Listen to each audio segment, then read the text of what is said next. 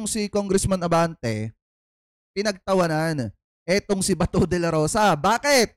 Eto, pakinggan po natin. The thing is, he became the Director General of the Philippine National Police during the time of the former president. So I would think that he would be more biased than actually balanced in that hearing.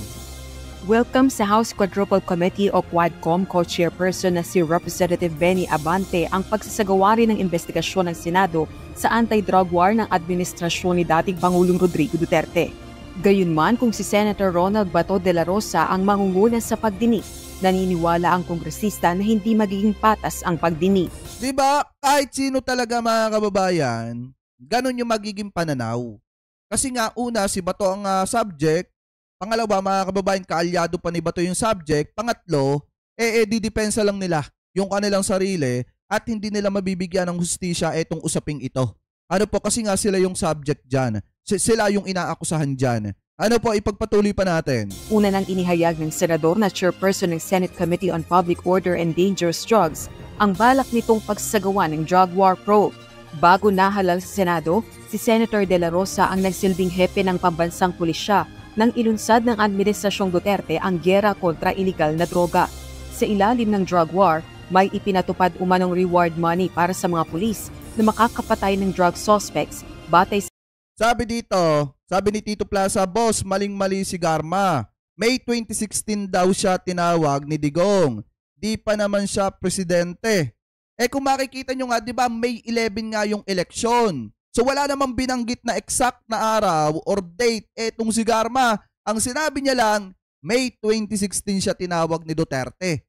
Di ba May 11 nga yung eleksyon ng mga panahon na yon? Di ba kanong tinawagan siya ni Duterte nung Mayo, sureball na panalo na itong si Duterte, mga kababayan. Baka malay nyo, tinawagan pala. Etong si Garma ni Duterte, May ng katapusan. Baka ganon, mga kababayan, kasi nga inihahanda na. Tapos yung balita lumabas, June 2, na nagbigay ng 3 milyong reward etong si Duterte na galing or tira ng kanyang campaign funds. So ibig sabihin, pagpalagay natin, may katapusan, tumawag etong si Duterte dito kay Garma at inuutusan na si Garma na, maghanda ka na. Handa mo na yung mga kilala mong tao. Pagkaupo ko, isasagawa na natin yung Davao model ng sa buong Pilipinas kung paano natin ginagawa yung pag-ubos dyan sa mga drug-related na yan, na mga tao na yan. Baka ganon yung nangyari dyan, mga kababayan. Ano po kaya kung titingnan natin, tamang-tama itong pagkakasabi dito ni Garma, na May 2016 tinawagan siya ni Duterte kasi June 2, may lumabas na balita na kung saan nagsasalita si Duterte na yung kanyang 3 milyon na tira, mga kababayan, sa kanyang campaign fund ay ibinigay niya kay Dante Giran. Para ano? Para gawing reward dun sa 100 na kriminal na mapapatay. Mga kababayan, ano po? So ngayon, pagpatuloy pa natin to. Sa pahayag ni retired police colonel at dating Philippine Charity Sweepstakes Office General Manager Royina Garma, bukod kay Senator Bato, nadadawit sa umano'y issue sa cash reward system ang dating Special Assistant to the President at ngay Senator Christopher Bongo. Very good. May partner na kami sa Senado when it comes to investigation.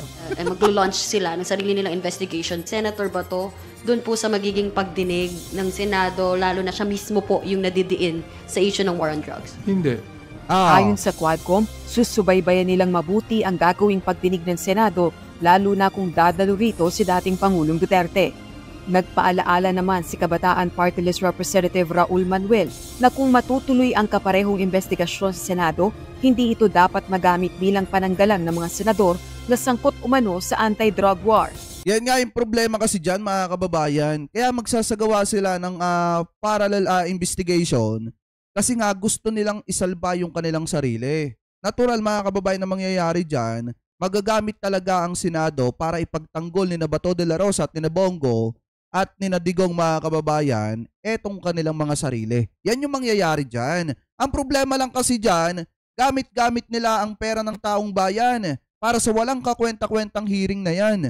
Mga kababayan, kung gusto nilang patunayan na inosente sila, umarap sila dun sa Quadcom, sagutin nila yung mga inaaligasyon sa kanila, tapos, ay di nakatipid pa. Mga kababayan, kaysa magsasagawa sila ng isang hearing na wala namang pupuntahan. Ano po, ipagpatuloy pa natin. Hindi rin anya dapat in aid of self-preservation ang mga investigasyon sa Kamara at Senado. Samantala, hihingi na rin ng Quadcom ang tulong ng Anti-Money Laundering Council o AMLAC kaugnay ng umano'y cash reward sa anti-drug war. Layo nitong i-track ang salaping ginamit umano bilang pabuya sa police officer sa giyera kontra iligal na droga. Hindi na mahihirapan ng AMLAC ang isang ginamit na pang-reward ni Duterte nung panahon po niya na siya pa ang presidente, saktong kauupo niya lamang mga kababayan, or saktong manunumpa pa lamang po siya, ang ginamit niyang pera yung tira daw po ng kanyang campaign funds. So dapat matutukan din po yan ng AMLAC para hindi sila mahirapan sa pag-iimbestiga. Ano po, ipagpatuloy pa natin. Bukod sa posibilidad na ginamit ang intelligence o confidence funds ng tanggapan ni dating Pangulong Duterte dito, maaaring may mga maanomalyang transaksyon din umanong nakapaloob sa anti-drug war. Ang talagang nais namin is, follow the money trail. No? Tama. We'd like to find out who the mastermind is. We'd like to find out kung magkano confidential fund na nakuha in the years that the former president was president.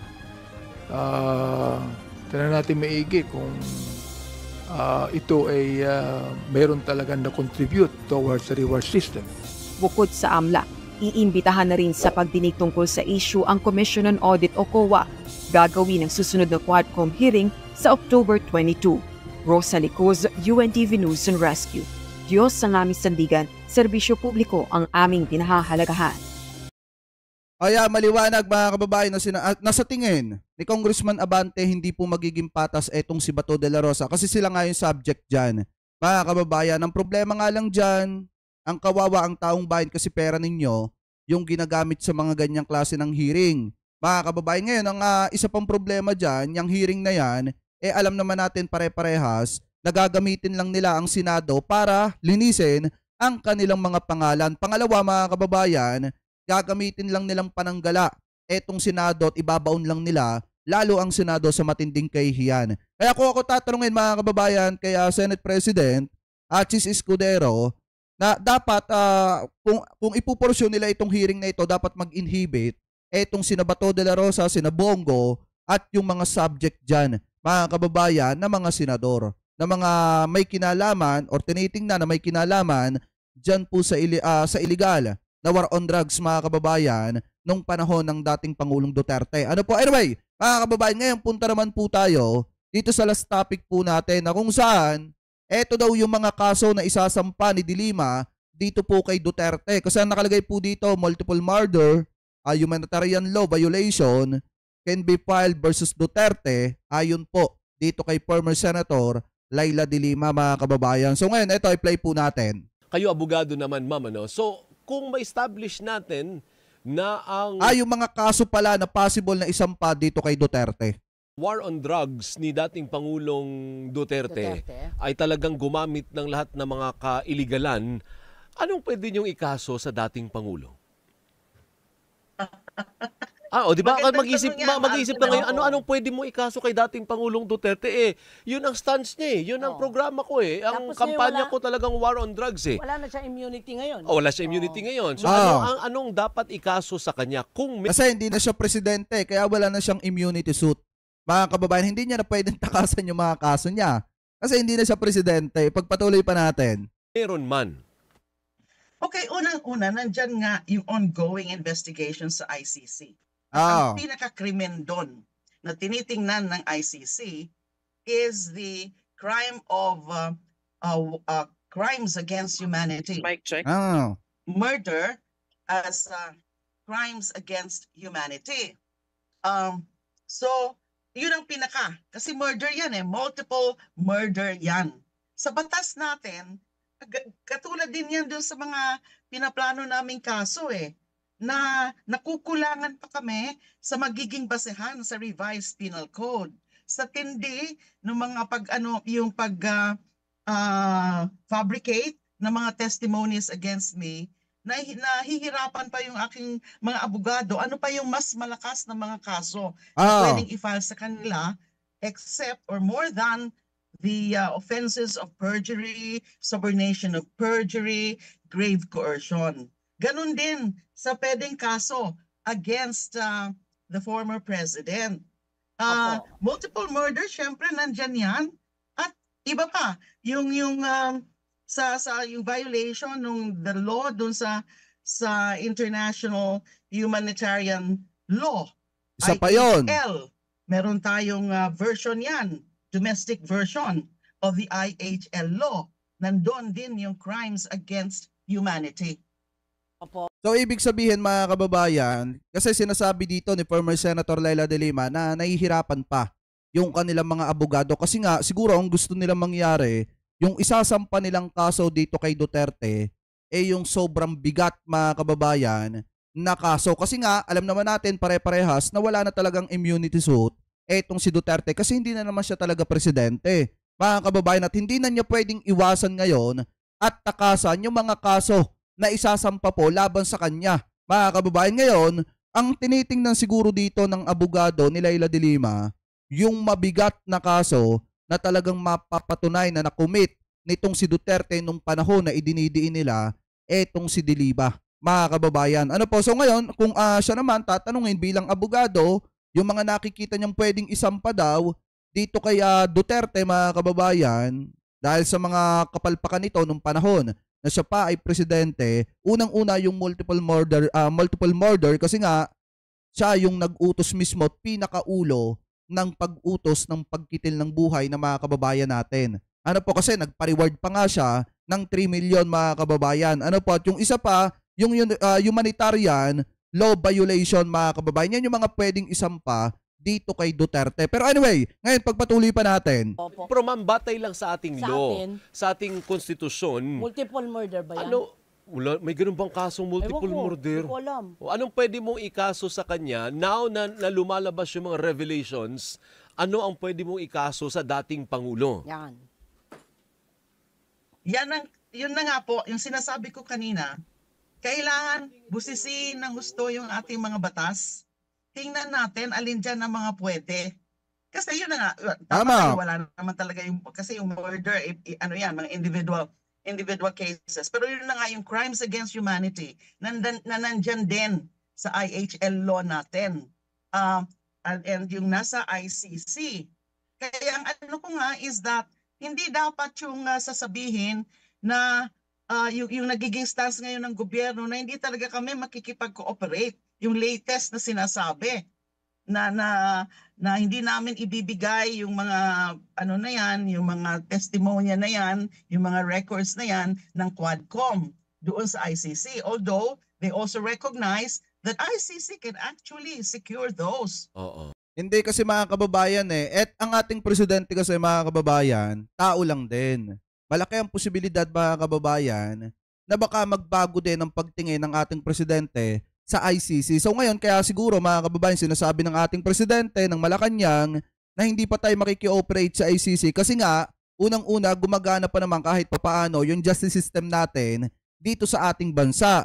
Ngayon, kung titingnan natin, gaya nga nasabi ko kanina sa inyo, tao lang ang presidente. Tao lamang po si PBBM at pwede pang magbago yung isip niyan. Kaya nga kung matatandaan ninyo, di ba, nung panahon ng eleksyon, sinabi ni PBBM na hindi niya papayagan na pumasok yung mga base militar ng Amerikano dito po sa ating bansa. Pero nung naipaliwanag sa kanya, mga kababayan, ng US kung ano yung kahalagahan ng pagkakaroon ng base militar, mga kababayan, ng mga Amerikano dito sa ating bansa, di ba nagkaroon ng base militar ang mga Amerikano dito sa ating bansa. So ngayon, kung may papaliwanag ulit kay PBBM yung kahalagahan ng pakikipag-ugnayan, partisipasyon ng Pilipinas dyan po sa ICC, baka magbago ang isip ng ating presidente. Kaya yung mga DDZ supporter dyan, yung mga DDZ vlogger at yung iba pa, huwag kayong maging kampante. Kasi tao lang ang ating presidente at pwedeng magbago ang isip niyan. Mga kababayan, anytime. Pagka naipaliwanag sa kanya yung kahalagahan ng pakikioperate ng Pilipinas sa ICC. Mga kababayan, ano po? So ngayon, ipagpatuloy pa natin. Kasi public records, public ano naman yan, public consumption. Yeah. Now, so, hayaan lang muna yon. Kasi baka nga, mas, ano na yun baka nga nandyan na, padating na yung konkretong aksyon Tama. ng ICC. And then, yes, of course, magpo-proceed yung Quad Committee na yan, lalo na sa mga lumalabas ngayon, napaka-halaga, importante talaga yung mga naririnig natin. Opo. Na nag-establish na talaga ng mga ano na yan, yung kung ano nangyari sa war on drugs. So- Pero challenge din nga yan sa prosecutors later, ano exactly ang mga ipa-file. Kasi Tama. napaka the sheer magnitude ng mga ginawa. Ngayon pa na ginamit pa yung PNP, ang mga ilan-ilan na mga opisyal ng PNP as Isa pa yun. implementors sa reward system. And then there has to be more than just yung sa revised penal code, murder, and then yung sa, of course, yung IHL law, yun, crimes against humanity yun. Yun ang talagang angkop na angkop. Pero baka meron pa. Oo. I cannot say that at the moment kasi maski ako pinag-aaralan Oo ko nga rin po eh. yan. Parang it appears, Wala. Senator, na offhand, parang wala kang maisip na Oo. kaso. Anong Kasi, angkop na anong kaso? angkop? Kasi remember, pag criminal, it has to be proven beyond reasonable Reasonable doubt. doubt. Eh, ang Tama. sinasabi natin Yes. dito, siya ang mastermind eh. Patutunayan mo ngayon na siya ang mastermind. Kasi pwede naman yung sabihin, hindi, presidente ako, yan naman talaga ang kampanya ko eh. Yun naman dato ko. Di ba? Oo. So parang mahirap siyang tablan kung talagang ang gusto natin ay makulong at maparusahan, not at this point. Wala pa tayo sa puntong yun, Senator. Ano yun? Depende talaga yan sa, yung mga evidence na yan, testimonies na yan na lumalabas na sa Quadcom, sabi nila, i-refer nila sa DOJ, baka yung NBI, meron din ginagawa tungkol dyan. And then, makakabuild yan eh. Kasi yung mga principal by inducement, ganyan. So yung mga murders and then the crimes against humanity, may principle dyan ng command responsibility. Kasama yan dyan sa IHL, International Humanitarian Law. Na sabi ko nga, meron tayo Okay, Ma'am Rhea, thank you po sa pakapiya. Maraming salamat po. Thank you po ha. yung domestic version. Opo. Okay, sige po. Hanggang dyan muna tayo. Senator, thank you. Parang pinahirapan kita ngayong umaga. Thank you, ma'am. Pinahirapan mag-isip. Kasi sa totoo lang, pinag-isipan ko yan. Pinag-aaralan ko na rin yan. Sinabi ko rin sa mga abogado ko na tingnan din yan. Hindi lang yung tungkol sa magiging kaso ko. O, tama. Tama. Correct. Kasi partner, yung chief implementor halimbawa, madali. Kasi siya talaga nag-utos eh. Tama. Makikita mo sa chain eh. Tsaka makikita nyo naman mga kababayan din sa mga video na lumalabas na siya talagang nag-uutos na kumitil mga kababayan ng buhay ng mga tao na related sa ipinagbabawal na bato. Kaya kung titingnan po talaga natin, kahit nga yung ibang mga abogado nahihirapan din mga kababayan. Pero ang ano kasi dito, siya yung nasa sa likod ng lahat. Yun ang kailangan ma-proven. Mga kababayan, ano po, so ngayon ipagpatuloy pa natin. Pero yung presidente na nagkumpas, paano yun? Paano Siguro mo? sa command responsibility nga, di ba? Ganun na nga. Pag halimbawa, nangidnap ka ng tao, kung ikaw yung utak ng kidnapping, damay ka, kidnapper Tama. ka rin. Oo. Kahit hindi ikaw yung physical na nangidnap The ng crime of biktima. one is the crime of Is all. definitely a principle. Yung Yeah. principle by inducement.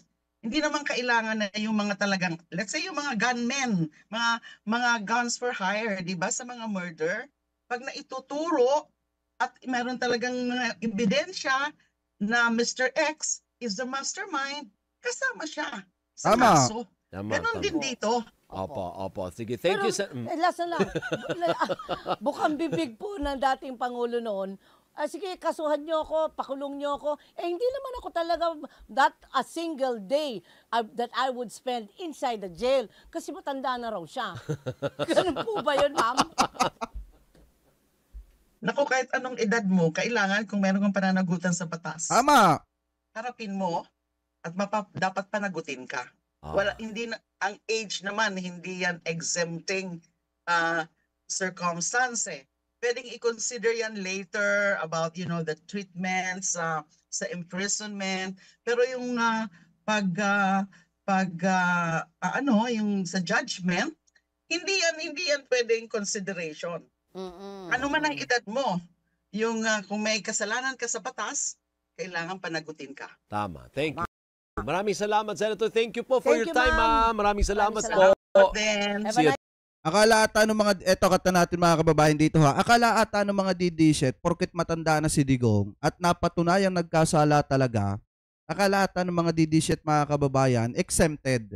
Etong si Duterte kasi nga matanda na siya. Pero kung titingnan po kasi natin mga kababayan sa batas, kahit pagaano yung edad mo, basta may nakumit ka na krimen, kailangan mong pagbayaran yon. Hindi mo pwedeng takasan yan at hindi mo pwedeng iwasan yan. Kaya nga ngayon mga kababayan, since etong si Duterte yung itinuturo na nasa likod mga kababayan ng madugong pakikipaglaban sa ipinagbabawal na bato, malaki ang posibilidad na kapag ka napatunayan na sangkot talaga siya, pagbayarin siya at kailangan niyang pagbayaran yon.